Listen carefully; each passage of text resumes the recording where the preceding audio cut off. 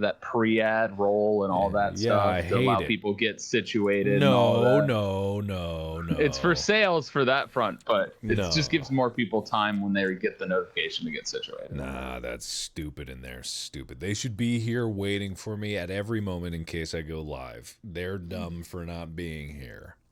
Disloyal is what they are. Man, then I have a lot of disloyal people. Yeah, I know. I was going to talk to you about your audience and how disloyal they are. They immediately started hopping on the butt pill train. Yeah, I know. Well, now they're going to get started on it again because all of my loyal audience that's here from the get-go just heard you mention it. Oh, great. They've been mentioning it like the last 2 days anyway. Well, I mean, it's important, don't you know? It's very important. Always. Everything's very important. Well, no, not everything is very important. You're right. All right. So, welcome everyone to the Sleepy Podcast. The Sleepy Cast. Sleepy Cast. You know, I came up with an idea for a podcast a while ago. What? I actually have this. I like to learn things. I like to absorb information, and I like to, have opinions. But I'm trying to get the opinions away from it. But what do you mean? You gotta always have opinions. But the idea is to create an element of discussion, where we talk about things we think we know, and then have an expert come in and talk, explain more in depth of what that is and tell us whether we were right or wrong. So it's just guessing and, Well, not really. It's like being the average human, like talking about economics and different economic systems. And then having an economist come in and be like, well, that's not exactly how capitalism works, or that's not exactly like whatever other economic systems are out there work, because, I really only know of one economic system. I mean, there's technically socialist is kind of economics, but, a bunch of different things like that. But I've been spitballing and trying to figure out how to do a podcast and things like that for a while. But a lot of interesting topics. I've talked about different things about what I think I know on stream and how I perceive things. But the whole point is to create a discussion for people to be like, you know what? Maybe I don't know things, and it helps to realize that I don't have to always be right, It reminds me of an idea for a show I had, a real banger. You want to hear about the real banger idea? I'm ready for the banger idea. It's called Head to Head, okay? All right, so it's head to head. My head, you head to head. We head to head. Head. It's our heads, and we're head to head. 1, 2, head to head. And it's your head, my head. We are head to head. And that's the show. Break skateboard. No, nothing about breaking a skateboard. It's head to head. Everyone's favorite show. Head to head. It's his head. It's my head. We're head to head. Head. Head to head. It's my show. Right? Yeah. Do they actually bang their heads against each other? No, why would they do that? It's head to head. You had my head to head. We head to head. You wish you had head, and I have head. You had my head. We had head to head. Now I'm starting to think it's a 69 situation. No, that wouldn't put head to head. Head to head. It's head time. Head to head. Head to head. Head to head to head and head. Head to head. Coming to Apple Podcasts real soon. Yeah. That honestly sounds pretty good, right? Yeah. Pretty great. Pretty good. Right? Pretty good. Really fleshed out idea you got there. Yeah. What else do you need? It's head to head. It's head to head. My head, you head to head. And then you do that.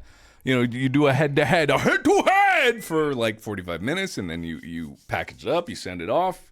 People listen to it. Head to head. You get you head, and my head to head. You head. Head to head.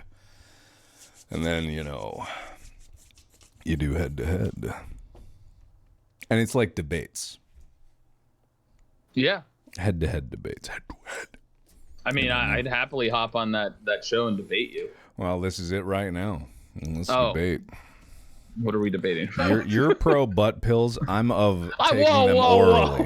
All right, go. Give me your arguments. All right, my argument is I've been taking pills orally longer than you have, and therefore So you're trying to mix it up. You're trying to mix it up with I'm more on the butt. side of no. You've been doing it all your life. You're like, hey, I wonder what it's like. I wonder what it's like. No. I think sounds like what you're doing. So here's the thing. I'm a proponent of ass creams because, like, sometimes you need to cream down there, but you got hemorrhoids, you got other things like that, but not pills, man. I'm not shoving no. So what I'm hearing is that Tyler Scheid shoves a funnel inside of his own butthole and pours heavy whipping cream deep within to cleanse. It's like a cleanse. I've heard of this. I live in California. I've heard of this. It's called the cream cleanse. It's pretty good for you. Creams you out real good. I've heard of it. Could you imagine if actually, because most people when they do a cleanse, they drink like a whole bunch of greens and liquids and all kinds of stuff like that, and it's like a liquid cleanse. It flushes out their system. Can you imagine if you did that in reverse? Like actually had like we all know about the sun tanning assholes, right? We all know, yeah. Yeah, just getting your anus in the sun. Well, what if they started doing handstand funneling, and basically they do handstands and they just pour that cleanse down there? Who's to say they don't? Maybe it's like a pressure washer. That could happen. It could happen. Beat the peristalsis to get it all the way through. I think if you were gonna do that, you might as well go from the mouth. See, I don't care how much you advocate for shoving things up your butt. I'm really just gonna be an in the mouth kind of guy, probably till the day I die. So, to each your own. I don't judge you, right? But personally, I'm an in the mouth kind of guy. I mean, from absorptive properties, getting stuff directly into that region is important. Which region? Sometimes that works. Which region? Suppository region. The butthole. That's why suppositories actually exist. It has to do with absorption. Did I actually ever explain why the whole butt pill thing started? Yes. Okay, good. We talked about the medicine that you have that has ass in its name. I don't have it yet. I will have it. I will have it when it comes out. It's a new drug that got approved, and I will be asking my doctor for it. But it's actually called Astaris. I found out it's called Astaris. It's apparently better. It actually makes me think of like the stars. Well, it has stars. Has star in the name. Yeah, It's got a if you look at the logo, they emphasize that, Because I was looking up why drug names are all so random and weird, and it literally just comes down to there's so many drugs out there, and they're all just trying to not sound like any other drug that has a horrible history. That's literally it. Because there's a lot of drugs that have horrible history out there, and so many of them have to get this like unique name with a unique angle to it and unique pronunciation. And so if they got star in the name, sure, that's good enough. Good enough. I also think because knowing a decent amount because of my parents being pharmacists growing up, that because drugs just get reworked like a tiny bit, and they just create a new name for patent reasons and other things like that. And this is the U.S. with the dog eat dog drug. Oh my God, what is happening in the stream? Dog eat dog situation of like we want to make the maximum amount of money and take advantage of this drug. So, for example, Cialis and Viagra are made by the exact same drug company. Sure, I think that's Pfizer, right? I believe so. I'd have to look it up again, but and basically they do the same thing. There's just a slight difference in the formula and how it works, and difference in side effects and stuff like that. But the reason that these companies basically do that is because then they can patent it again and make a shit ton of money, right? It's not about necessarily making a better drug, because a lot of times the second iteration has more side effects and sometimes worse side effects. Sometimes it's the opposite, but most of the time it's like it interacts with the body a little bit differently, and they consider it part of innovation. But to me, it just seems like it's money grabby. It's profit. It's all about profit. Are you calling the creators of the stars money grubbing profiteers? I'm not necessarily calling them that. I mean, were they the creators of Ritalin back in the day or other drugs like that? No, oddly enough, no. I've actually done quite a bit of research on this company. And it's fascinating, the story behind it. The company that made it, it's called Chem Farm, and the guy who founded it, he originally made Vyvanse, right? He made Vyvanse, which is a prodrug of the amphetamine side. And so he left the company that made there, took his patents with him, and then that company got bought. And then he founded his own company, and then he spent like 12 years to get this product out, and it's finally coming out, and it's like it's what's called a prodrug of methylphenidate, which is an original formulation where it only works if you ingest it, and because of that, your body metabolizes it, and naturally it's long lasting and stuff like that. And it's got some other benefits to it, and it's like that sounds good, you know. So I'm like, hell yeah, yeah. So this isn't just a carbon copy. How dare you besmirch the lovely name of Chem Farm? I wasn't How saying dare that. you? I wasn't saying they were, but I'm saying from my experience with a lot of different drug companies, that's kind of how they function. Not all, obviously, like you can't group all people or all companies to be the exact same.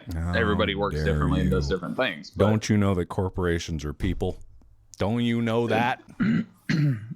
Yes.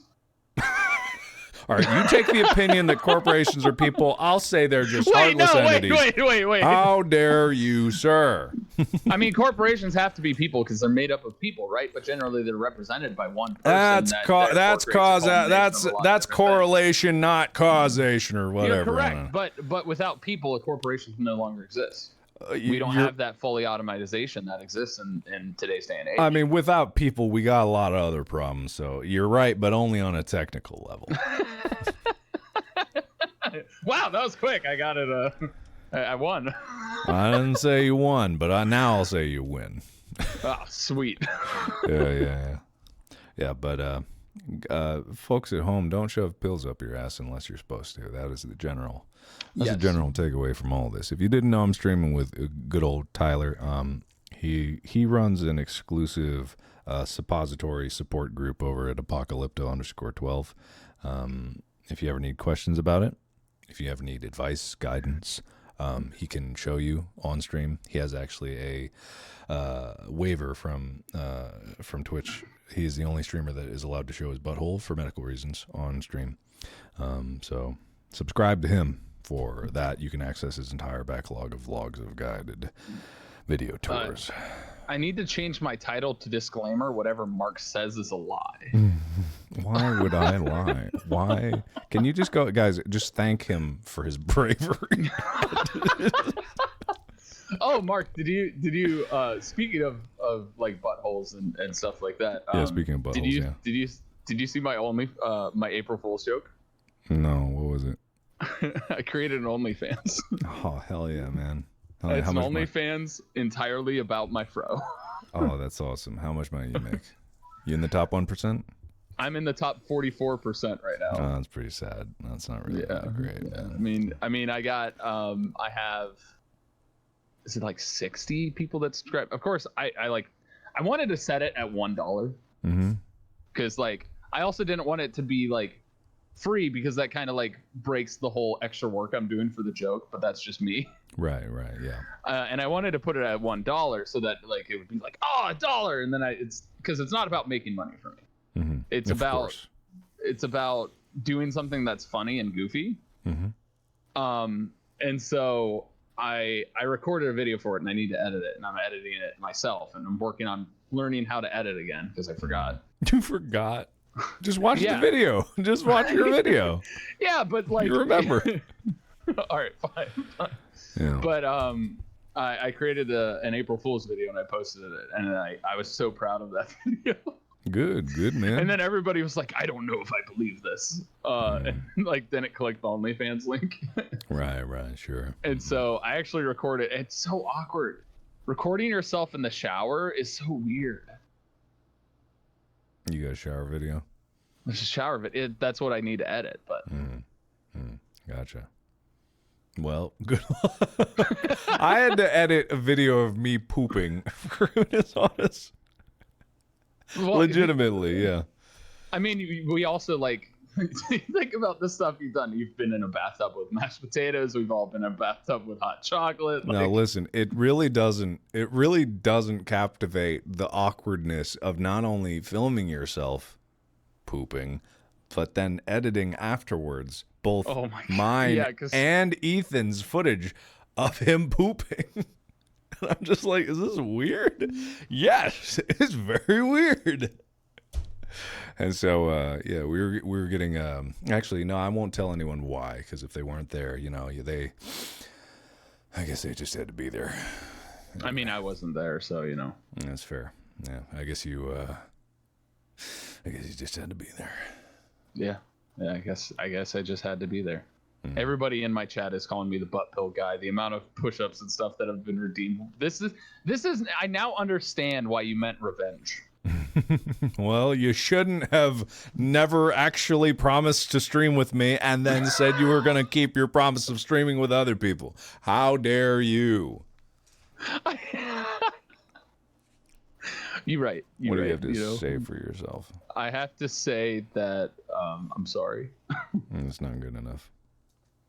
That I've dropped the ball in the sense of like keeping up with things. Good, yeah, good. Okay, it's getting better. You'll get there, but you know. And eventually, you know, at some point, I'll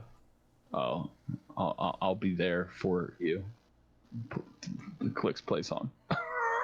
Thanks, man. Thank you. Wait, can I change the song? Can it be "You've Got a Friend in Me"? I can't hear any song. Are you playing a song? No, I can't. They're copyrighted, so I'm pretending. I knew your mic was the wrong mic. I just heard your notification go off in your room. I heard it. I heard your donation notification. I heard it from your mic. I heard it. Everyone on my stream heard it. You've got everything twisted over there. No, I don't. It's correct. It was just I was real twisted. close to my microphone. You got it all messed up, man. No. Everyone heard it. Everyone heard it in my chat. Everyone heard it. Why did we hear it if it wasn't all messed up? It's not all messed up. It's because I was close to the microphone and I'm wearing the headphones that don't always encapsulate and keep the sound from getting to the mic. Sounds like a bunch of lies to me. It's not Sounds like a bunch of lies. Caught in 4K. What do you call 4K of sound? Caught in high fidelity. Caught in hi-fi. I've got you on hi-fi. Is that really what the term is? High fidelity audio? I don't know what the actual. I got you in 32 bit float 48. I got you in 92,000 hertz audio. I got you. 48,000 hertz. 48 kilohertz. I got you in 48 kilohertz. K hertz. 8D. I don't know what 8D is supposed to mean. 98. I got you in 192 kilobit. I got you in 320 kilobit. Or is 8D supposed to just look like a penis? Because that's kind of what it looks like. It's real chubby little. Anyway. What dick have you seen that looks like 8 and a D? I never said I saw a dick like that, but it's like a real it's like the very, very small. You know Wade's fascination with the pancake dick? That's what it makes me think of. I got you caught in surround sound. I got you caught in 5.1. You got. Oh, 8D is multi-directional audio. I'm being corrected because I'm I got you caught in binaural. 8 octaves. That's a lot of octaves. 8 octaves. Who needs 8? Who needs 8 octaves? Musicians. Oh, well, who needs musicians? Our tour did. Yeah, that's true. Yeah. That's fair. Didn't you hear it? Musicians are the new rave, man. It's a new fad. The new what? I don't know, fad. Fad? I thought you just said the new fa. I'm like, is that a new term that I haven't kept up with? Yeah, it's fad, but you drop the D because Mm-hmm. Yeah. You got to be new and hip for the kids. Absolutely for the kids. Absolutely. I'm being threatened with songs of butt whistles now. What the heck? I don't even know what that means. I don't either. Yeah. I assumed of all people, the person who has pooped on video would know what butt whistles are. Why would that have any association with me pooping on video? Besides, there's no evidence that I've pooped on video. It's all deleted. You know what I mean? It's all gone. Right. Never it doesn't happened. exist. Doesn't Never exist. Happened. Never happened. There was something I was going to talk about. I've completely forgotten what it was. First world problems, am I right? Yeah. Anyway, how's your life? It exists. I'm alive. I've been in my apartment. I actually went outside for the first time in like a couple weeks, which is not healthy. I don't recommend this. Get your sunlight, get outside. But to go see my nephrologist in person, you have no idea how excited I get when I actually get to go and like actually see people in person. Mm-hmm. Like my therapy is done over video chat. Like most of my hanging out with friends is over video chat or just Discord, mostly Discord. You know, and text, lots of text. So I was just like super thrilled, and got to hang out with my nephrologist, which was really great. My kidneys are doing well. And by kidneys, I mean my one kidney. Yeah. Well, don't you have 3? I technically do. So yeah, your kidneys. But the other ones are atrophied. They actually don't do anything. But your average is doing real good. My average is doing real good. Yeah, exactly. I got a nice 1.12 creatinine, which is like 89% function. Statistically, you're doing great. Or Yeah, statistically, you're doing terrible. Yeah, 89%, almost 90%. That's my kidney function right now, 89%. Is that good? That's good for me. Okay, good. When I was at like less than 5% before the transplant. Yeah, well, that's probably why they gave you a new one. Yeah, you know. And by given, I mean I swiped it completely from my brother, and he had no choice. At some point in the future here, we'll be able to print new ones. I'm pretty sure that technology is developing pretty rapidly. Well, the interesting thing that's being discussed, because obviously we're transitioning, we're having a mass transition of how we're doing vaccinations, right? We're doing more RNA-based stuff. They're getting rid of the old, like, you just send the dead virus or dead bacteria into your skin. Yes. And your body reacts to it and builds the antibodies. Now we're doing stuff that's more catered and designed with the mRNA vaccinations, which is what the COVID vaccines are, if people don't know. And there's talk that there's potential for tailoring. Now, this, knowing our system and how drug companies like to work, is tailoring that to the point to where you can actually prevent your body from rejecting a transplant, so that you'd no longer need the immunosuppressant drugs that we have that I have to take for the rest of my life, that actually cause long-term damage and have side effects that are not fully understood because the argument of underlying condition or other things. Yeah. And it's so fascinating to me, and it makes me really excited. Yeah. The future of the world of like medicine and stuff like that, especially when it comes down to genetic, not so much genetic alterations, but genetic catering towards people's genes as they are, is exciting, because you open up a world of like customized treatments, especially in the world of cancer treatments, because cancer specifically really benefits from these types of treatments that are catered towards the individual person and them alone, because cancer is your body going rogue. So it's your DNA. And that's the problem with cancer, is your immune system doesn't recognize it as a threat, because it has all the identifiers of being your cells naturally, but they're just out of control. Which is a problem. Yeah, and I think from a general sense, I don't think people realize that cancer is constantly actually happening in your body pretty much, but your immune system attacks it. It's once it mutates to the point, or becomes to the point to where it doesn't recognize it, that it becomes the major issue. Yes. Your body's always like, there's errors that happen all the time. It says the human body and many living creatures' bodies have very robust systems to catch errors and fix them before they become a problem. And usually fixing them is killing it dead before it becomes a problem. And your immune system is very good at that. Yep, and then shoving it out in your poop. Or your breath, or your sweat, or pee-pee hole. Or pee-pee hole. Yeah. Which is why kidneys are also very important. Kidneys, the king of the pee-pee hole. We all know this. It's true.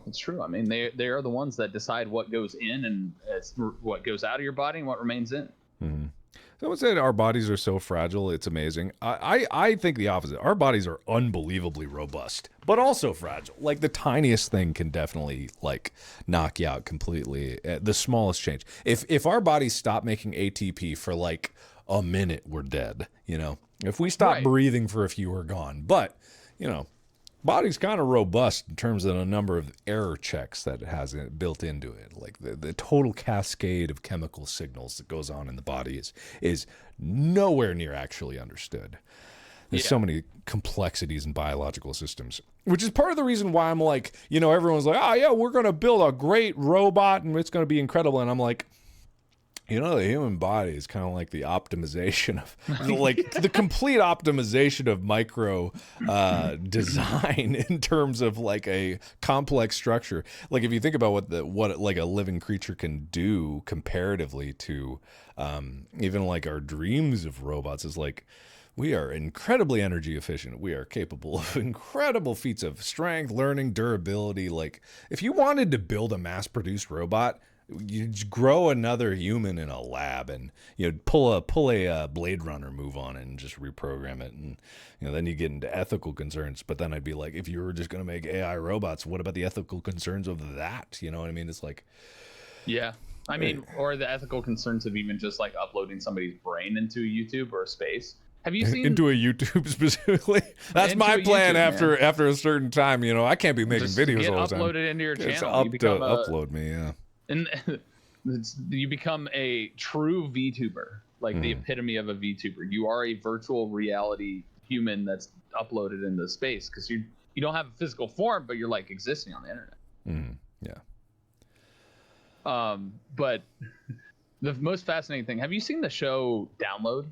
It was on Netflix. I haven't seen or Upload. It might be Upload. It might be Upload. Very different things, man. Very different things. I think it's Upload. Okay. I may have dropped the ball there. But it's about like when you die, you have a choice between being uploaded into a digital space where, you know, it's like heaven, but it's like virtually controlled and you can buy things and do things. And it's very obviously like corporatalized market, you know, sales, sell it, stuff like that. And there's like the low tier and the high tier, and like you get the rich people at this crazy estate, and you got the poor people that literally you get like 1 minute of time to do stuff and then you're like shut down. Like it's like a whole different idea of like purgatory versus like heaven. And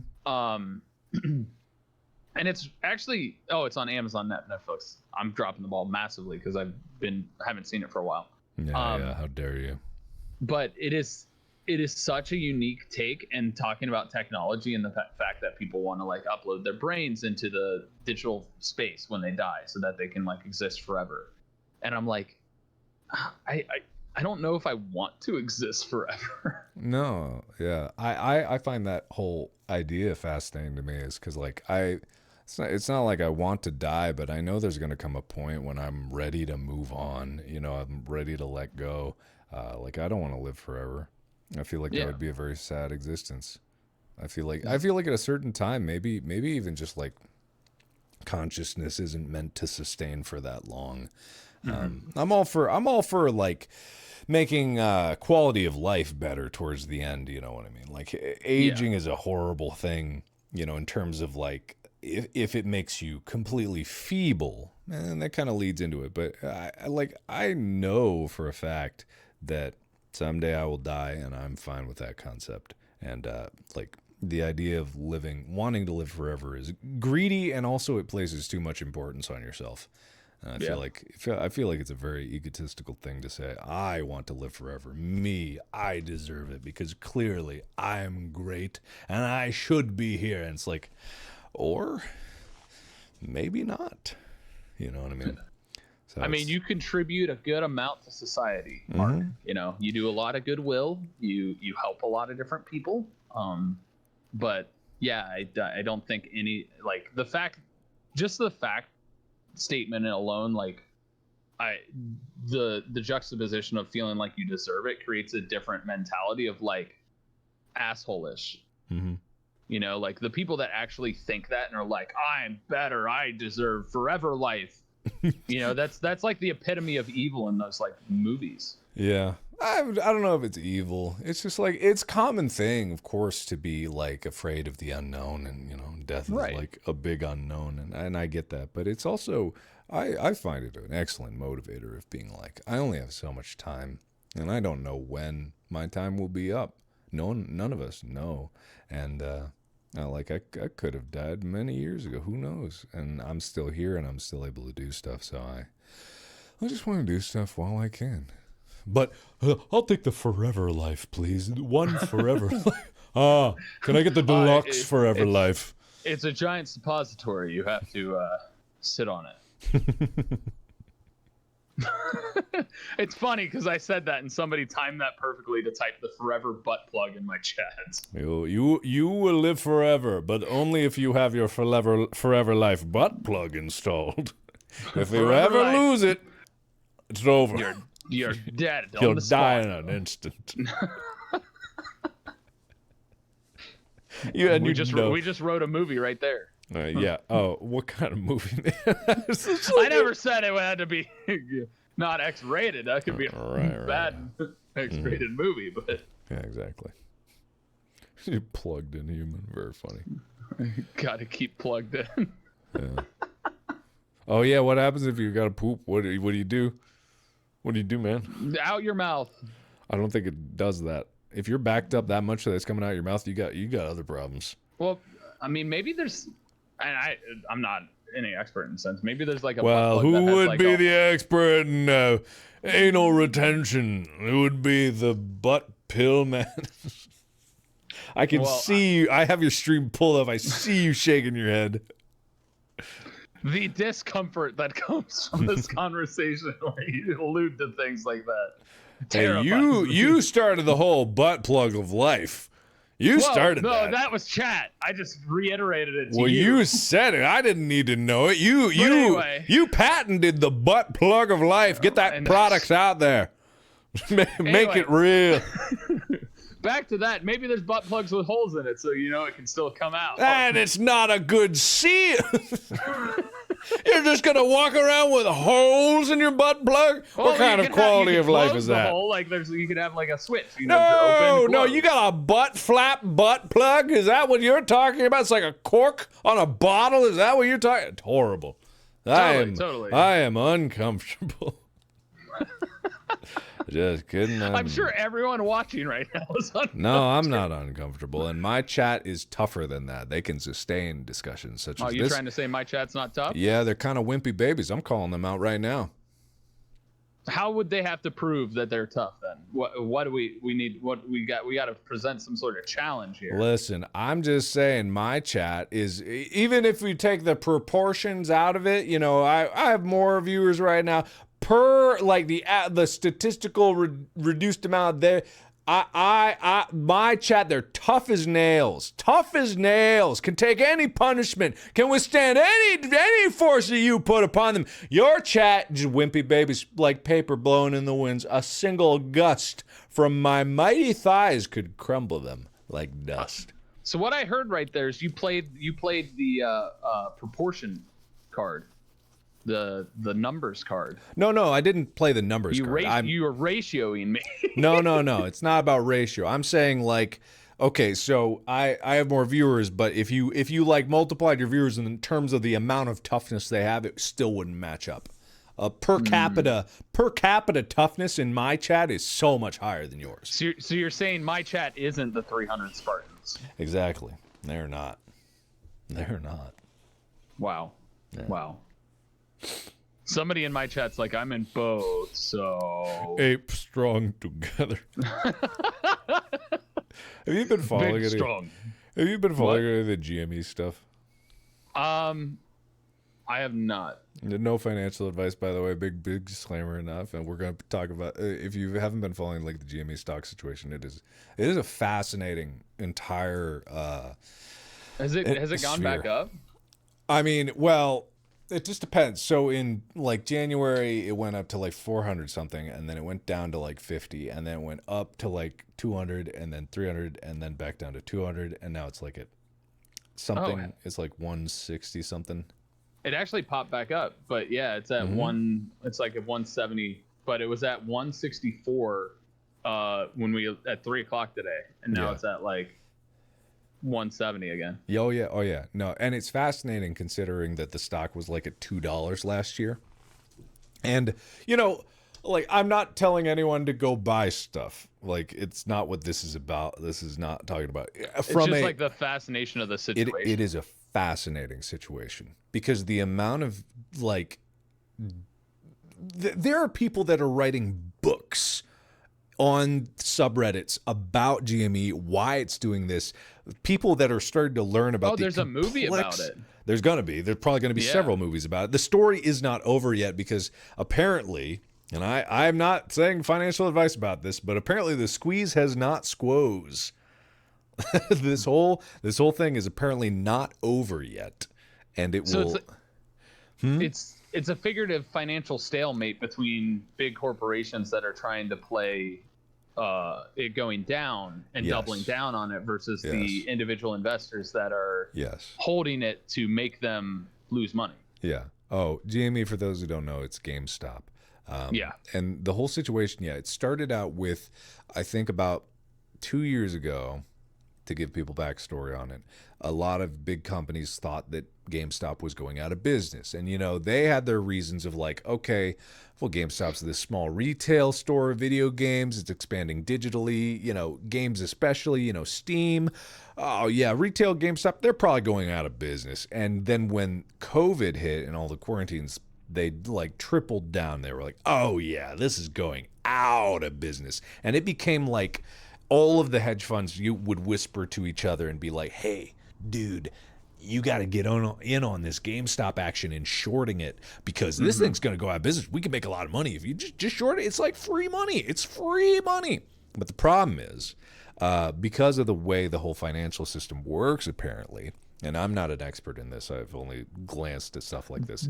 The people that bet a certain way actually end up influencing the price of said stock. Well, not even just that. They're trying, of course, they are trying to get it to go down all the way. But the problem is because the way that shares are handled when you short a stock, because when you short a stock, it's different from just selling a stock. Right. You're being loaned. Exactly. You're being loaned it. But you don't know if the person who loaned it to you is actually the owner of that share. It's very difficult to track that because the reporting on it doesn't have to happen too often. So what happened is GameStop was shorted over 100% of the amount of shares that even existed. And so when that happens, you get people that start to buy the company, and then suddenly those people who were short start to lose money. They get margin called, or the people that were lending out the shares is like, hey, can I get those shares back? I want to sell them. This thing's going up, baby. And then suddenly they can't get it back because the person that they lent it to another person who lent it to another person. And then no one knows where the actual share is. Yeah. And so what happens is like it as a company is, whatever the company is going to do is what the company is going to do. Like, but people buy the stock itself because they're just like, hey, I think these guys' pants are down, and maybe I believe in the company. Maybe I just like the stock. I like the stock. And then what happens is called a short squeeze. And when they buy, the price goes up. The people who are short, they start to lose money, a lot of money. If they were buying on margin, meaning they were not only borrowing shares, they were borrowing money to borrow those shares. They suddenly have to turn around, give those shares back by buying a share right off the market. Drives the price up even further. They have to give back the share. Other people buy because they're like, oh shit, it's going up. And then more people get margin called, and more people have to close out their position. And then the price just goes up. And then shady shit happened back in January where all these hedge funds started being like, hey, whoa, okay, guys, you just stop. You are not allowed to buy anymore, GameStop. No. And like they screwed over a lot of people, and suddenly but then they got like, there's investigations going on. Like, this is where I don't know, and this is where a lot of people don't know, is like, is it still going to happen, right? Yeah. Because the price is still way up, right? And I'm not telling anybody to buy nothing. This is not financial advice. This is not financial advice at all. But it's a fascinating scenario of just how people, if they band together and decide to do something, it'll happen. Because this is what I've always said, right? Money's fake, right? Money, not real. It's just big rocks. It's just big rocks. Somewhere. It's big rocks. Whatever people want to pay for something is what that thing is worth, right? At the end of the day, that's it. That's the entire concept of supply and demand. It's the entire concept, right? It's the entire concept of finances. If people want to buy GameStop at $1,000 and they think it's worth it, then guess what? That shit's worth $1,000 because enough people decided that it was. And it doesn't matter if like it gets squeezed, because right now the price is up just because people are literally holding it and being like, No, I'm never selling it. I like this stock. I like how it looks. I love the smell of this thing. You know, it doesn't matter. If they never sell, the price never goes down. It can't go down because they're not selling. And if nobody sells, all you have are people to buy from people who are higher up. It's literally like it's fascinating experiment about how hedge funds have been playing a game. You know, the stock market, everyone knows the stock market is rife with fraud. Everyone knows it. Oh, yeah. Look what happened in 2008. Everyone fucking knows it. And so it's amazing that a bunch of people on the internet managed to fight them at their own game, and they're winning. Like they're winning. Well, and this is interesting. People think that the stock market is capitalism. The stock market is its own element added into an economy of capitalism. Capitalism. This is the fundamental thing I think a lot of people get wrong, is understanding that capitalism is not defined by the stock market or anything like that. It's a fundamental theory of how an economic system can work. Mm-hmm. Yeah. And it's based on the concept, and the entire basis of the capitalist concept, from my understanding, I'm no expert, has to do with creating value in the sense of rewarding innovation and rewarding people for their time. You work more, you do more. That's supposed to be how it works. Mm-hmm. Obviously, there's a bunch of things from a governmental standpoint and different things that are regulated or not regulated to where it has become overwhelmingly taking advantage of people. Mm-hmm. And that's a problem. That to me is more of a personal problem, not the economic system problem, but it's something we need to fix. Mm-hmm. And so that's the base understanding. Everybody's like, screw capitalism. Like, well, without capitalism, and this is my point, is like, without capitalism, you don't reward innovation. You don't reward, from a financial standpoint, there's not really much of an innovation rewarding. There's no reason for me to come up with this new thing if I'm not going to reap benefits of, you know, creating something new, creating something unique, versus like, you know, the socialist system where everybody or really it's the communist system. Socialist, I believe, in a lot of ways can work when coupled with a capitalism system to create limitations. But if a communist system works, you can have one person A, who has the same job as you or isn't doing a job, and they're just sitting there, and you're working your ass off for society, because the whole idea between communists is working for the greater good. To where one person gets paid the exact same amount who is busting their tail and is a scientist, versus another person who's literally like choosing, and I'm prefacing this as particularly choosing, because not everybody has the choice of being able to work their ass off and stuff like that because of other limitations, choosing to not do anything, and they get the same benefits. Like, to a fundamental standpoint, I agree that should be the case from a medical stuff. From a financial standpoint, that system in of itself, because of the need for people to have to work, and that requires for people to want to work for other people, I feel like from a fundamental psychological standpoint, that theory of communism, which has never actually fundamentally exists, there's been attempts at it, but they've never truly met the theory, to where it won't work, because you won't get innovation. People will get upset because they're working their ass off while their brother-in-law or brother is like choosing just to not do anything, because like, why should I work? Because I get the same amount if I do or I don't. Like, I think it's all boils down to, I don't know how we got to this conversation, but I think what it all boils down to is removing the whole economic aspect of it. You can often never rely on altruism. You can never rely on people being like reliably good, but you can usually bank on the fact that at least some people are going to be reliably scummy. That's or reliably self-motivated, at least. Like, that's a fundamental aspect for many people. Is like, not me necessarily, but I'm also selfish in a lot of ways, and I'm egotistical in a lot more ways.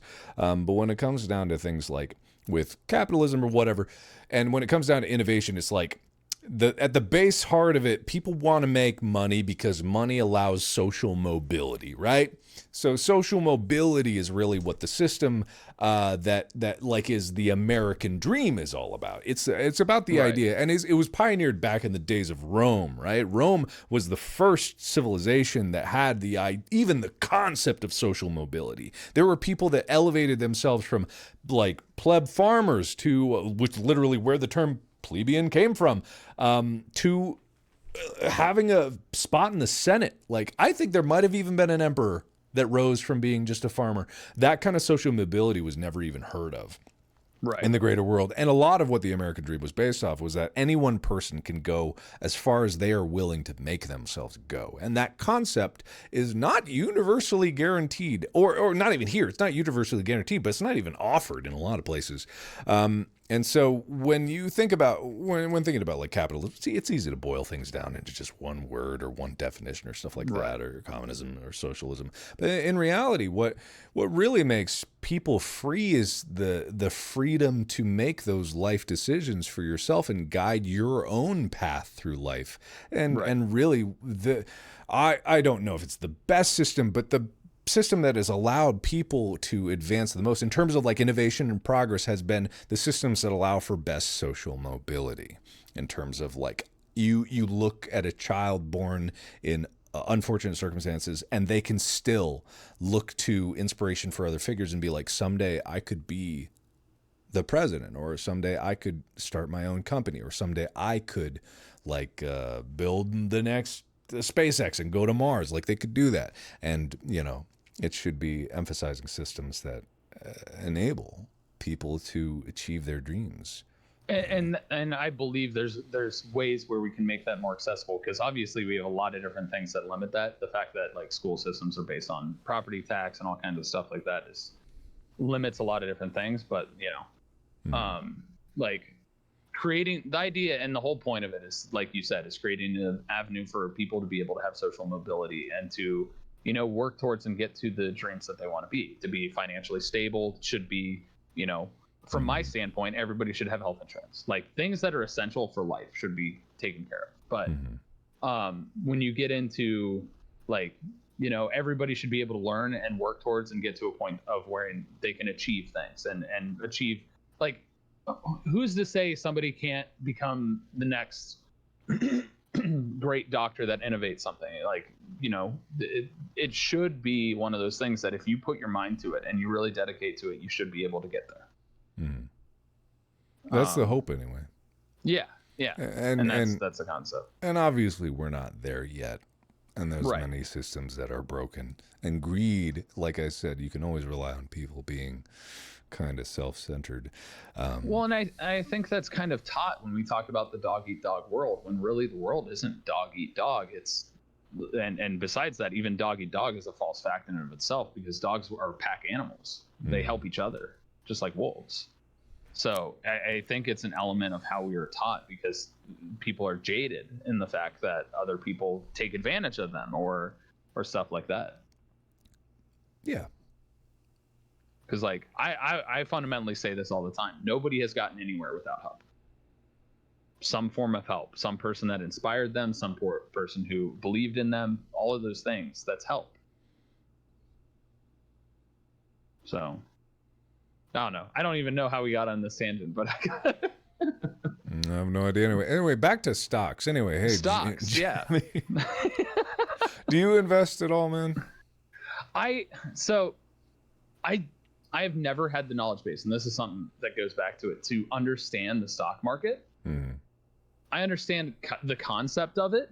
I've just I just never have had like a retirement 401k. I've never had anything with regard to that. I technically have a Roth IRA that I set up years ago for tax deduction purposes, back in when there was a massive tax deduction if you set that up. So I have, like, because of a Roth IRA, that means I have money in the market, right? But it's controlled by a financial institution. So I've never personally done any like day trading or stock trading or long-term investment on the sense of the stock market. So my knowledge base is like, we learned about it in 5th grade through the Milford school system, and ever since then I forgot about it. Interesting. I've learned more about the stock market in the past 3 months than I've ever learned in my entire life, just because of the whole situation with like with GME. And it's fascinating because I don't own GME. I don't. But just looking at it from an outside perspective, and like, I'm not telling anyone to buy or not. This is not financial advice. Big disclaimer. Not financial advice. Head to head. Not financial advice. But just trying to see inside of this world is absurd. It's absurd. It's absurd, the amount of things, the layers upon layers of obfuscation that companies have put on top of it so that people are intimidated to try to do this by themselves, when in reality, it's not that it's complicated, it's that the game is rigged against you. And that's literally the fundamental basis of it, because the stock market doesn't really create value. It exchanges value for the most part. You know, there is the basis of like, oh yeah, a company can raise capital through doing like an IPO or something like that. But the fundamental basis of any stock trading is not to create value for anyone. It is to just change hands of who owns what and when and where. And literally, like one of the only ways the stock market creates value is through dividends. And that's it. That's it, because that's money that the company made. And that's the only place where money is, like, it's everything else is just like appreciating value based on like interest rates of banks and dividends. And everything else is just like, when the stock goes up, it's not like, oh yeah, that company had a banger quarter. It definitely pulled in $1 trillion this year. Like it's just like, no, a lot of more people bought it. That's pretty much it. That is literally the basis of it. And like, obviously, I'm cutting out a lot of details, but from what I've learned is it's just money changing hands. It's money changing hands, trillions of dollars a day. That's trading. Yeah. And that's it's just fascinating too, because you get into the fundamentals of like how banks make money, and we talked about this briefly. It's like, when Wells Fargo said you won't get your checks till this point, and then there was somebody coming in and saying, well, you're going to get your COVID relief check like through Venmo and all those things like 3 days earlier. Yeah, exactly. Talking about an immense amount of money for them to just get that tiny bit of interest on it. Exactly. Insane. And people don't think that matters to a bank that just got, like, what was it? It was $400 billion. Total. So one of the banks got like $50 billion in their bank account. You hold $50 billion for 1 week. You know how much interest that is? I'll do the math right now. I mean, even just going at interest rates today, which let's just say it's the 0.5%. Base, 0.5%. I think an online bank could get you 0.5%. So you got like 0.005 times. It would be that APY, so per year times 5 billion divided by 52 for a week. That's $500,000 just to hold that for a week. Just to hold it. And I guarantee you that bank gets better rates on its interest than people do. And it's just like just them holding. It may not seem like, oh yeah, we got to process it. It's like, no, you don't. No, you don't have to process it. Why'd this other bank get it out in a day? What's wrong with you? Oh, you had to hold it for a week. Why? So you could look at it, count the money. We had people behind a thing. Oh, there we go. Yeah, no, it was you wanted that. You wanted that interest. Yep. And I mean that can make a quarter. Yeah. Like in profits just on its own. Exactly. It's just fascinating. I mean, Wells Fargo has done some really sketchy stuff in the past. Oh, I was one of them. They signed me up for a credit card. Yeah, fuck them. Fuck them hard. Fuck all of them. Every one of them. No, don't give a shit about corporations because they don't give a shit about you. Well, how is this a hard lesson? Except for the corporations that sponsor me. Hey. I like you. I like them. I like them a lot. Companies that make me money, I love. There are definitely some socially responsible businesses that actually do smart things and do great things. Mm-hmm. And I will support them to high heaven. Like there's like one of the great ones for me, and I talk about this a lot, is like Ben and Jerry's. Mm-hmm. Ben and Jerry's is a very socially aware stuff, and the stuff that they do is great. I personally don't like their product just because taste preferences, but from a business standpoint, like they hire convicts. They try and support them. They hire other people that aren't otherwise getting a job to make ice cream, to do the different stuff at the store, to do different things like that, to help enable people to lift their lives and lift their roles. And they're very socially aware in how they take care of all of that stuff.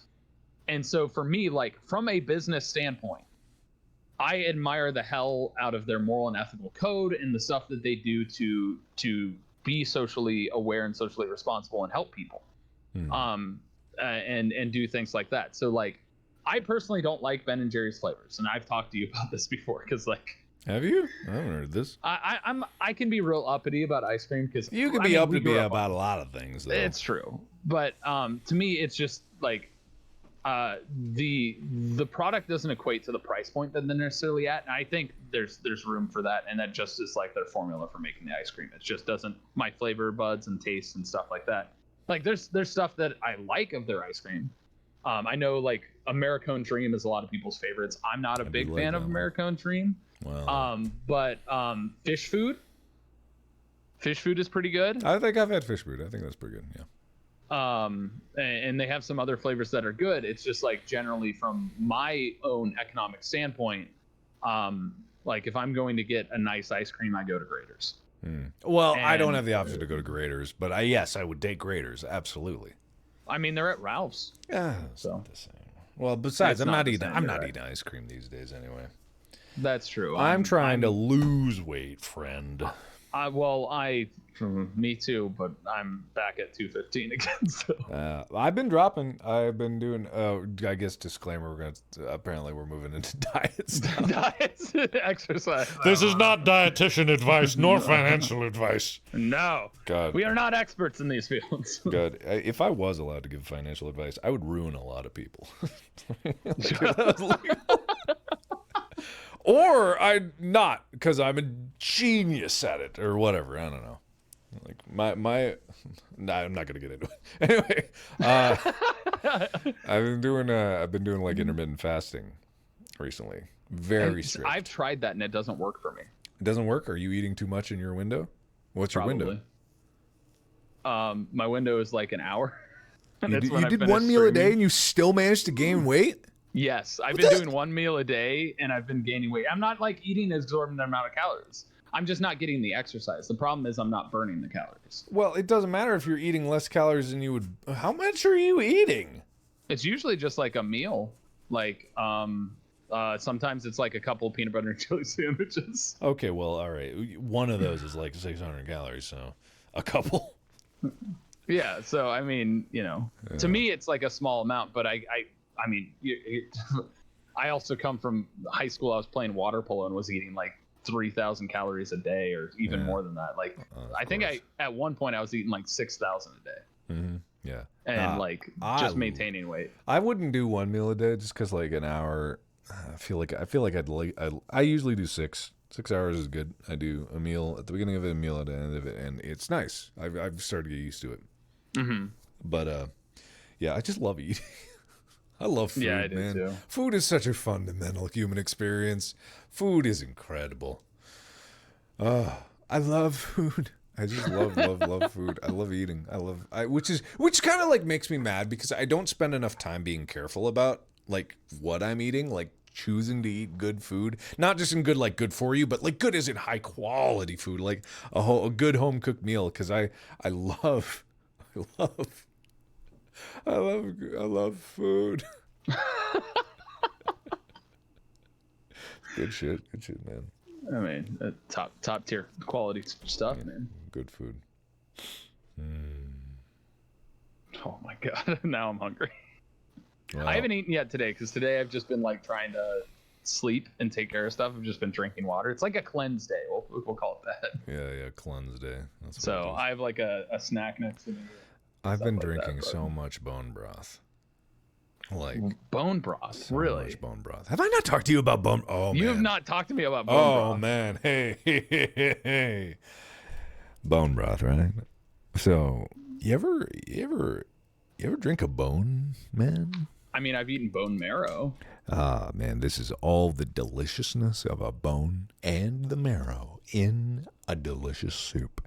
Can you imagine how nutritious that would be for you? Can you imagine it's that? probably high in calcium. Oh, yeah. Collagen.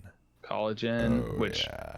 I mean, Oh, yeah. my collagen's garbage, so don't drink my bone broth. Oh, yeah. You're going to be grelling, my dude. You're going to be grelling, my dude. You're going to be grelling. You ever get grelling? I've never gotten... You ever grell? You ever get grelling? You ever grell? I mean, gotta I've be grilled grelling, man. stuff before. No, not grill. You're going to be grelling. You're going to be grelling, my friend. Grelling. You're going to be grelling. Is that like gelling? No, kind of like gelling, you know? You're going to be grelling with gelling like a felon.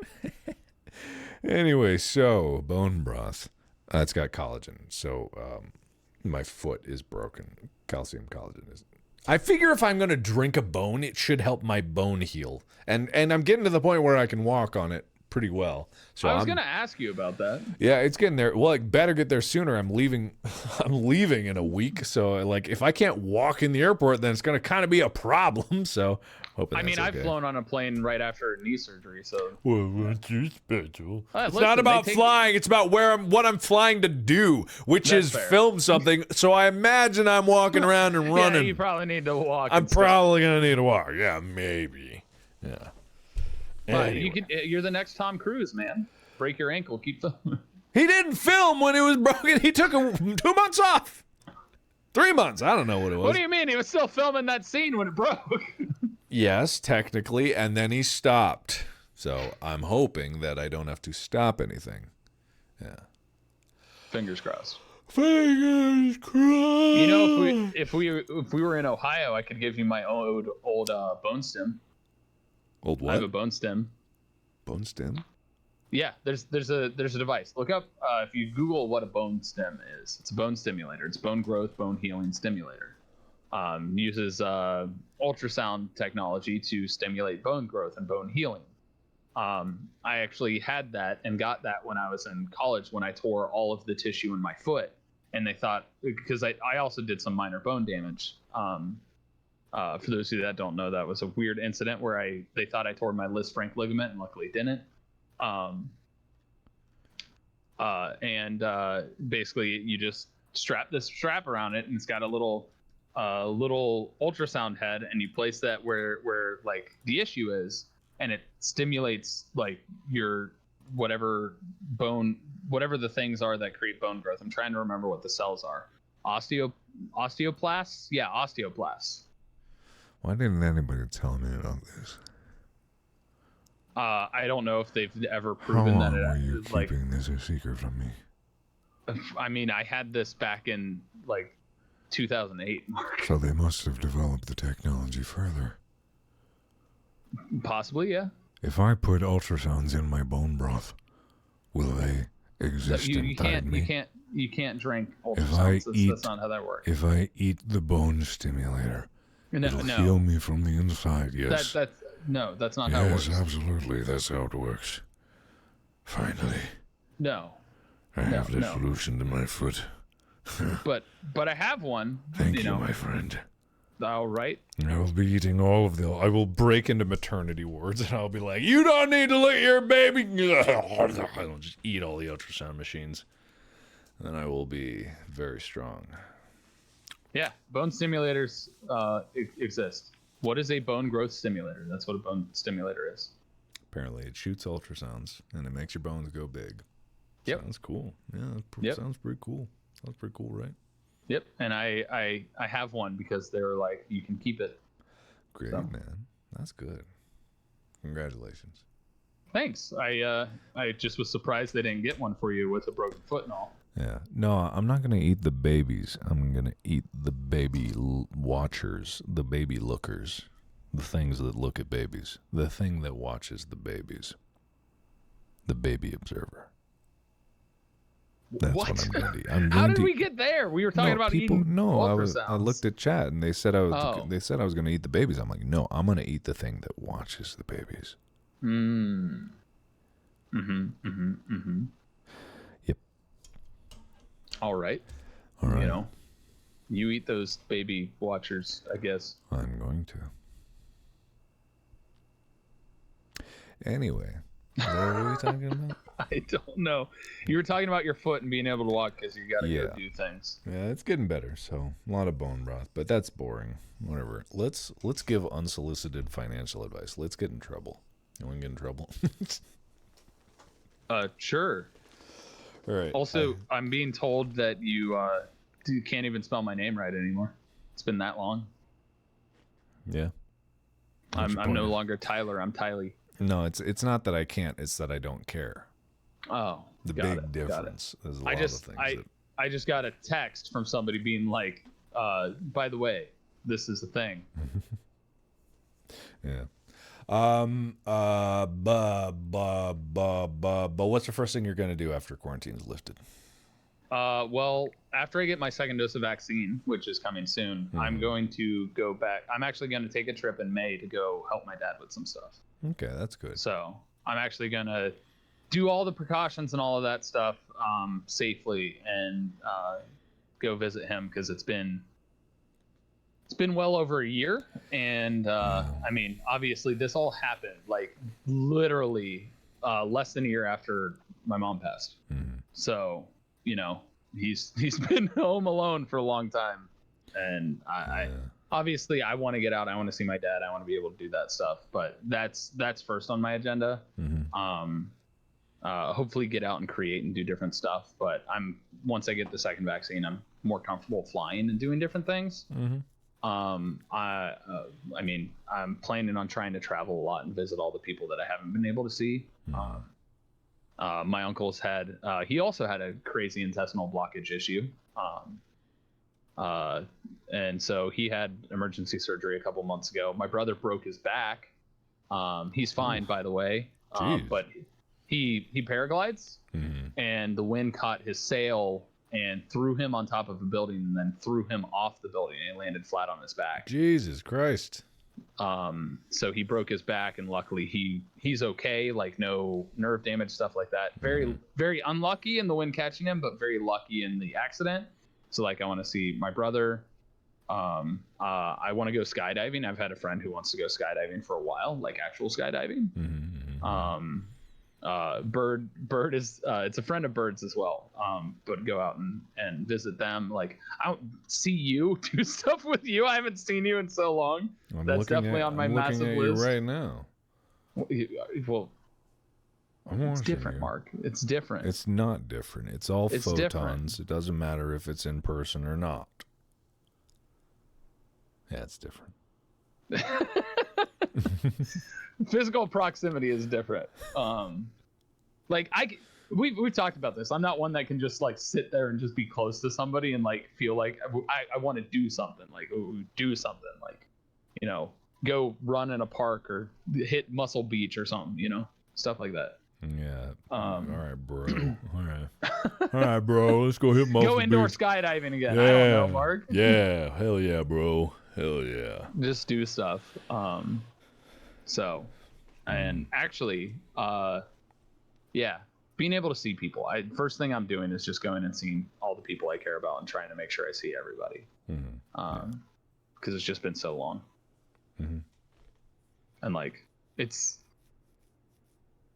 I care a lot about a lot of people, so like trying to do all of that is going to be difficult, but I'm going to try and do it. So like, and then get back into that stuff that I was going to do at the end of the year before the pandemic began and try and make that happen again. But that's a whole other avenue, different thing I'm doing. Yeah, a lot of ambitions got put on the back burner. I guess all things considered, I made the most of the time, but at the same time, yeah, even I, who is a person that is very okay with being mostly shut in, am feeling the urge to go. Like, I miss going to a restaurant by myself. I miss that. I absolutely miss that. I miss going to a movie theater by myself. Those are some of my favorite things to do. It's not that I like being out and socializing. I just like being out, and I like being out and being in my own space, which is difficult sometimes considering, you know, like a lot of people come up and say hi, and that's fine. But I remember when I was filming Heist with Markiplier in Austin, it wasn't Fogo, but it was a Brazilian steakhouse. And I just went there by myself, and I was just like, it was like 2:00, so it was like no one was there. It wasn't lunch, it wasn't dinner, it was very empty, but I just got a table in the back, and I was just like, there was a parade of waiters just bringing out meat to me, and I was like, yes, no, and I was just reading a book, and I was eating, and I was there for like 2 hours. I left a huge tip, and I was just like, that was fucking amazing. You know, treat yourself. Yeah. I treat myself.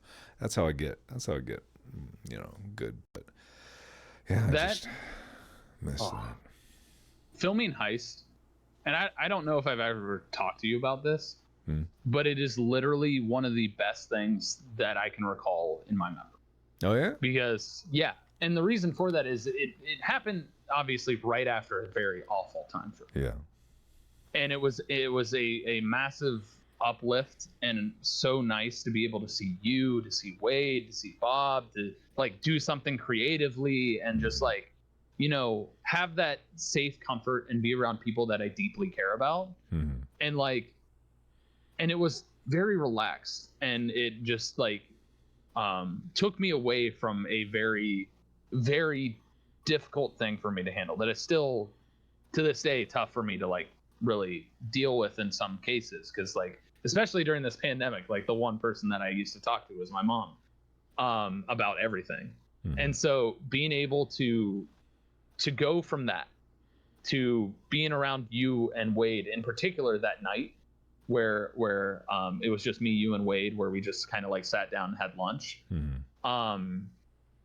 was like deeply, deeply meaningful to me, and deeply moving, and deeply something I will take with me for the rest of my life. And it was like the epitome of things I always talk about, that like, no matter what happens in life, there's still good things.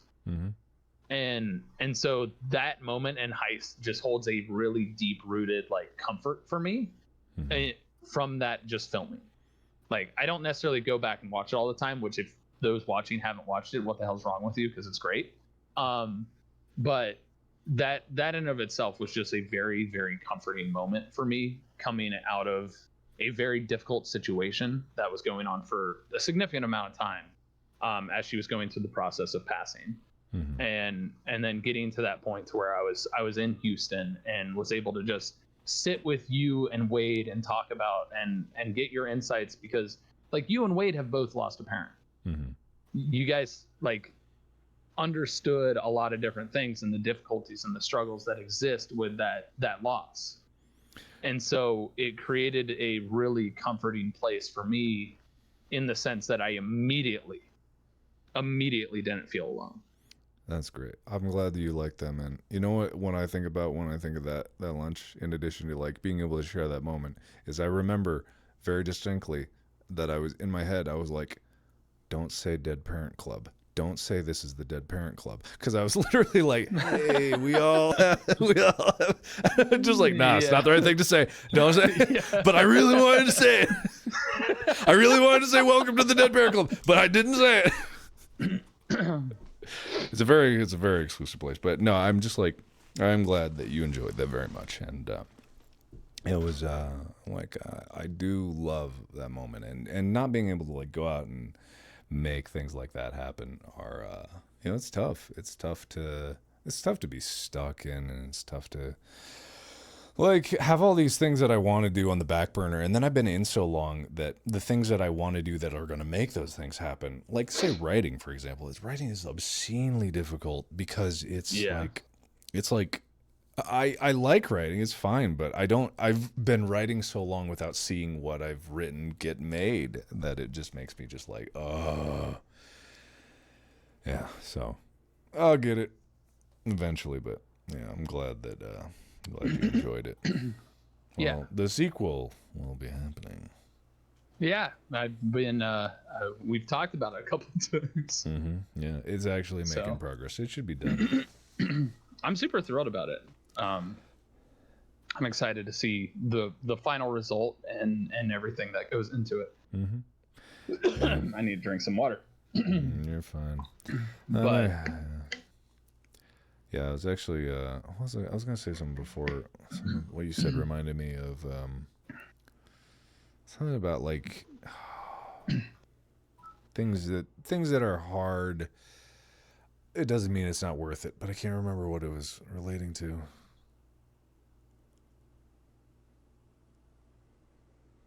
Whatever. It'll come to me, or it won't. Doesn't really matter. Yeah, I still remember talking to you before. You're like, by the way, you don't have to do this. You don't have to come. And I mean, my instinct and immediate response is like, no, I do. Yeah, I absolutely do. And to me, that was one of the better decisions of my life. And did I ever tell you that it was my mom that really was like on board and really like go gung ho about me coming out here to LA? I think you may have mentioned it. Yeah. And was basically, because like, you know, I was like 50-50 about like whether it was that or if I should pursue continue trying to do my other stuff. Obviously, I was more on board with coming out and like doing the stuff that we did, and the stuff that I'm doing now, I'm very thankful for. But it was one of those things where the situation in that aspect was like, my mom said, and it's the same line. It's a very, very key for me in that sense. Is like, if you don't do it, you'll think what if and regret it for the rest of your life. Even if it would have gone wrong, even if things didn't work out like they went, you know, differently, it's still one of those things that sticks with me. That like, it's the same reason why I've been so much better about actually pursuing the things that I'm interested in and giving it like a fair shake before like stopping. It's just that line of like, if you don't do it, it's something that you'll miss and possibly regret and wonder what if for the rest of your life. Yeah, you know what picture popped up today? You know how they've been doing like those suggested photos? Is the Turkey Tyler costume picture? Oh my God. Let me see if I can show it to chat here. Focus, damn you! Focus. Is it the one in the office where I'm just like, yeah, there it is. There it is. No, come on, focus, damn it! It's not focusing. There it is. This era of my channel was a weird time, very strange, but you know, a lot of good memories came out of that. You know, it's funny. This era was date with Markiplier, like came out of this era. And so like the whole origination of like the choose your own adventure thing and all those came out of that. And it's never gonna. There we go. Focus. Yeah. So like, if you guys haven't seen any videos from that time, you're gonna have to look at late 2016, early 2017. The world's most disgusting popsicle has been popping up on suggested feeds lately. Yo, it literally is that to me and everybody. So a bunch of people are bring up and ask about Markiplier mix and different stuff like that. Yeah. And for me, when people ask what my favorite Markiplier mix is, it's that. As much as that was like, because it's so nostalgic for me, because it's like I'm still trying to get comfortable in front of the camera, right? You can very much tell in that video. But ultimately, what it ends up becoming is it's like the epitome of like me and you during that time and how we like interacted and everything along those lines. And it just, to me, that is the true beginning of like the whole concept of Markiplier makes, because like we did the pumpkins, we did like all kinds of other stuff, and it evolved and became bigger things, but it was never called that until it ended up becoming that. Yeah. And so like I've had a few people come in and ask me that about the Markiplier makes stuff, and it's like that to me is my favorite. Well, I disagree. Like those are quantifiably different videos. It's a completely different era. Markiplier mix started with the pancakes. That you know, you can say that, but I still think the fundamental basis of it still comes from that. Well, as the maker of the video, I would say that you're wrong, but that doesn't make it any less special, man. I don't know you're particular about it. I hate to break it to you, but the first time Markiplier makes was said was with pancakes. However, the popsicle video is just in a category of its own, right? Because when it comes down to brands and like namings and conventions and stuff like that, you know, it's just like I don't really give a shit. Who cares? My channel named Markiplier. Who cares? It doesn't make sense. But those videos are special because they're not Markiplier makes. You know what I mean? They don't have to be that. They're not unique. A formula. Exactly. And the pumpkin carving actually, like, it's not like a unique thing in terms, but pumpkin carving in costumes was fun. It's just fucking around with videos. You know what I mean? Nameless, categoryless videos. Yeah. I still remember the dry ice thing. We're halfway through. Maybe we should check to see if this is legal. Illegal? What was it? Wait, what was legal? You remember? Well, we were talking about trying to make a pumpkin into a dry ice bomb, right? To make it explode. Right. And then we looked up whether is it legal to make dry ice like bombs, because it's like they're not really bombs. It's just compressed air that eventually explodes, right? Dude. Because dry ice releases carbon dioxide. Yeah, legality is so dumb, overrated, right? Okay, guys, in chat, if you're only looking at Markiplier Makes, you are missing out on some gems of videos. There are videos that are like not categorized, not in a playlist that you would have to go. In fact, I challenge people right now to go through and find the videos that are uncategorized like that, and just find them and put them in a playlist, right? Yeah. I don't care. Go away. I have another task for people. Shut up. Go find the videos. Who are you people? Go away. Hey, wait. Wait. I'm waiting now. Tyler, hold on. Let me go get a razor. I'll be right back. As Tyler was talking to Wade just before that. No, I'm going to change your name here real quick. You're changing me to Wade in your title now. There you go, man. Good for you. Yeah. All right, cool. Leveled up in the world. I'm now 4 inches taller. Yeah, man. Someday may we all be so tall. Yeah. I gotta say, speaking of Wade, I think he looks good with his shaved head. Yeah, I've been saying that for a while. I mean, I think we can all agree he didn't look his best with the patchy hair, you know. Well, even thinking back to when like he didn't have like the crazy patchiness, I still think like him with a shaved head is clean and it looks good. Oh, it's clean. It's clean. Very clean, yeah. No, it's a good look. Why did this come up? Wade? Oh yeah, we were talking about Wade. Yeah. Oh, this is a number of things that come up all the time that I like. I'm actually the oldest of you. Bob, Wade, and myself. Yes, Wade is taller. Bob is slightly taller than Wade. Oh, did I ever tell you the story of like high school Wade and the stuff that I would do to prank Wade? Maybe. I don't know. Okay, so you know how we had that really long hallway from the pool all the way down to where like the art classrooms were in like the D hall? Yes, I think so. Okay, so Wade freshman year had that giant afro, right? And even like early sophomore year, I think he had it for a bit. But I would actually, because my brother played water polo, and so I'd go down there and he'd drive me like to and from school. And so Wade would be at his locker, and I could see him from all the way down that hallway. And if you yell in in the right way, you can actually echo it down the hallway. And because he was like taller than everybody, I would yell Wade down that hallway, and just see him pause and go and start looking around because he could hear me. He could hear his name being said and could never figure out who it was. And so at his locker, every once in a while when I could see him, because he's towered above everybody and you could see the giant fro, I would yell down the hallway. And for the longest time, Wade didn't know it was me, and he thought he was crazy. That every time at his locker, or every few times at his locker, he would hear somebody yelling his name, and nobody would be around him yelling his name. And it's still one of my favorite stories for like Wade and my friendship as it developed over the years, because like Wade was scared of me and all that different stuff, but I did that to him so much that it's just hilarious to me that it's just like, hey Wade. I remember I once, this was in junior high, but I remember I once creeped I think it was Sam Spencer, not to name names. I creeped him out a lot because I had raced him from our lockers from the other side of the school to the band room, right? And we were going the same direction, and then I took a shortcut through the gym, around, and then into the band room, and then I didn't even look, and I timed opening the door perfectly so that he was inches away from the door as I opened it, and I just like opened it with a big smile, and he was like, "What the fuck? How did you do that? How the fuck did you do that?" And I was like, in this moment, I am a god. In this moment, I am a god.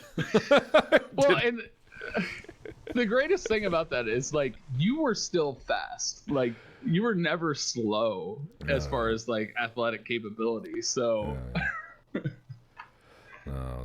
that cracks me up. Lightning. I was like lightning.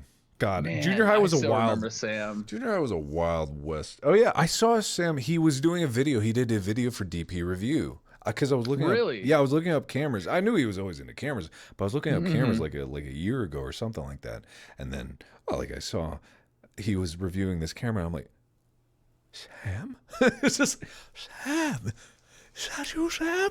I couldn't believe it. Like I couldn't believe it. It was like there is. Hey, look at you doing the camera thing. That's great. Good for you, man. Good for you.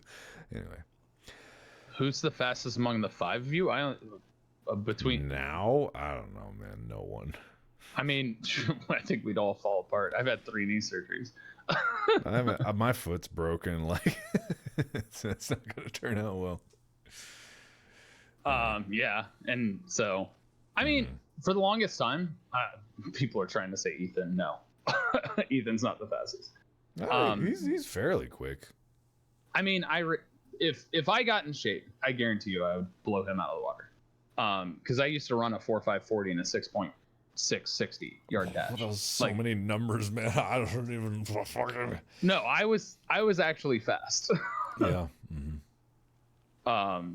Like Wade's also deceptively fast, or he was. Well, he's got those long legs, and the big ass hides his powerful glutes, and then he just pumps those cheeks. When he sprints, he really launches himself. No one could ever stop him. Like, I think that I've never trained sprint except for when I did hurdles and long jump. Okay, I trained sprint and those factors, but yeah, I never liked running. Running was just hell until I learned to love running, and now, God, I wish I could go run. Yeah, I wish I could go run. I mean, I'd take a knee to just fix my knee so that I can go out and run. Why don't you just get a new one? You know, they talk about knee replacement, right? Knee replacement is supposed to be like this great thing. Well, my uncle's had knee replacement. He's had both of his knees replaced, and they actually limit you more after a knee replacement than you generally are before it. Like exercise, hiking, running, stuff like that is like, you know, like lesser than what you do. Like weightlifting, heavy lifting, long, like you can walk, but like running or anything that's considered impact, which is like running, jumping, all of that stuff, playing basketball. Like all that stuff is like, no, don't do that after a knee replacement.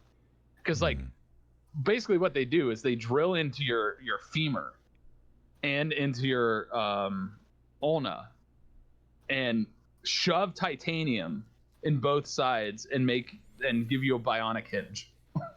Well, I mean, so if you think when you do impact, you basically have that bar of titanium shoving further down into your bone. Yeah. And you could see how that could be a problem. I'm always of the mind that replacing things now, I mean, technology that we have may seem good, but given that you're just taking out your knee and popping in a new one, like the tech that we have now is not going to be the kind of tech that we have in like 20, 30 years. So like, maybe if you need a knee now and you have no other chance because your knee just eroded to dust, sure. But like, just the whole concept of replacing things with just a big hunk of metal, because at the end of the day, that's all it is a big hunk of metal. Like, it just feels like maybe wait until, your choices expand just a little bit. Yeah. But what do I know? I mean, we're getting to the point where joint replacement, like transplants, is becoming a thing, and very well could become a thing. Do you want my legs? If I die before you, you can have my legs. How about that? You'll be just a little shorter, but you'll have working knees. I'm pretty sure they wouldn't just take your legs and like reattach them at the hip. That's what they do. I think it's easier to just cut out your knees and then put your knee inside my knee. You know what would be amazing is if you had my knee, both my legs, you would then be a quarter Korean. You're right. Yeah, see? Yeah, you see it? You see it? Yeah, you got it? Yeah, absolutely, man. So well, how would you determine the proportionality of that? Is it based my legs are half of my body. I'm half Korean. It's a quarter. You get my legs, you're a quarter Korean. You're in the club. You're in the club. The club, man. I'm in the club. New club for me to join. Dead Parent Club, check. Well, it's not how things work. Okay, well, if you think about it, right? If you think about it, like, if your brain got put in my head and you took over my body, it would be your brain, but the rest of the body would be me, half German, half Korean, right? Yeah. Well, what part becomes you is you, and what part is me if I transfer over to you?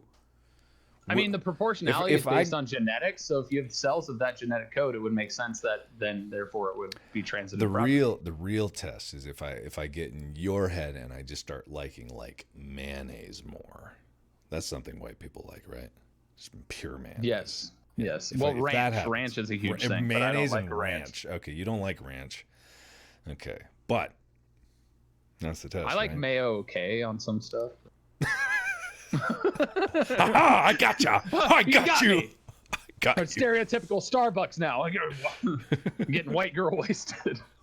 At Starbucks? You have a drinking problem. That's how it goes, right? If you're getting white girl wasted at Starbucks, I think you've got a few issues. Sneaking in some flasks. Yeah. I actually have a flask. You have a flask. We both got a flask. Yeah. Yeah. And no one knows why. Don't tell them why. Don't tell them why. It's a secret why we have flasks. Yeah. Don't tell them why. That's financial advice. I'm not allowed to tell you. Yeah, and you got to be a part of the club. You know, be a flask club. Yeah, where you got the flask club. Flask club. Yeah. Yeah. It's really cool though because we got our names on them. Yeah, we do. For secret reasons that you will never understand, never know. It's not a cult. It's not a cult. Or it could be a cult. It might be. You would never know because you're not a part of it. Yeah, you're not a part of the club. Yeah, absolutely. God, I'm tired. Somebody just said vegan reason. What? I don't even know what vegan reason is supposed to mean. For not liking mayonnaise. Oh. I'm assuming that's what that's related to. Maybe. There's vegan mayonnaise though.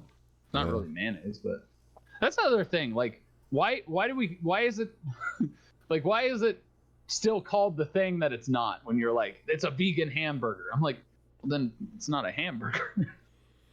You know, why can't it just be like its own name, its own thing? Well, then they have to market a new name and like eat the new Glorgensklurger, and I'm like, I don't know if I want to eat a Glorgensklurger. And it's like, no. That sounds interesting to me. I want to try out a Glorgensklurger. Soy in the shape of a patty. Then why not call it like a vegan hamburger? No, not a vegan hamburger, you fool. It doesn't have ham in it. It doesn't have ham, you fool. Kill this man. Oh, please.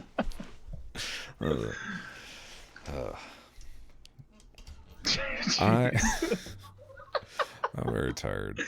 My range of topics, man. My main problem is like I just got up so early. I got like at 3 a.m. and I took my pill then, and it never lasts long enough. And then like I always lose motivation around the afternoon, and I get tired, and then I get hungry, and then a lot of things. Yeah, you woke up before I went to sleep. Nice man. I was tossing and turning all night. I was at that point where I kind of like gave up trying to like sleep, and then was just like, I'm gonna stand up and walk around while I, try and just observe what's going on outside, which was nothing. Yeah. And then eventually I got to a point to where I just went back to my bed and laid down at like 8 a.m. Or actually it was like 7, and then fell asleep, and then met up with somebody at 11, and then went back to sleep. Yeah. People are asking what pill I take. I have ADHD, so I take the suppository, those ass pills, man. Yeah, no, not yet. But I actually am looking forward to when. Then, in all seriousness, the ass pills are supposedly better. So I'm like, and I've been taking, because I take Adderall. Like I've been taking Adderall for so long that like its effectiveness has worn off, and I don't want to increase the dosage because I don't want to be taking that much Adderall. You know what I mean, on a daily basis. I don't know what the health of that is. So when the new medication Astaris comes out, I'm definitely going to get that because it supposedly lasts longer and is not as punch you in the face with amphetamines. You know what I mean? Yeah. Okay, there. We've talked about this a million times, Chad. I'm not going to explain it. Don't ask about the ass pills. If you want to know about the ass pills, you got to go over to twitch.tv/apocalypto_12 for the resident expert on Twitch. He is government mandated to required to show his butthole on stream at least 3 times an hour, on the hour, every hour. And this is a sacrifice that he makes for the benefit of everyone. So please ask him all of your butthole-related questions. The only way you're allowed to get those butthole-related questions in is if you subscribe to OnlyFans. I will answer your butthole-related questions if you subscribe to my OnlyFans. Yeah, something like that. But only hair butthole-related questions. Yeah.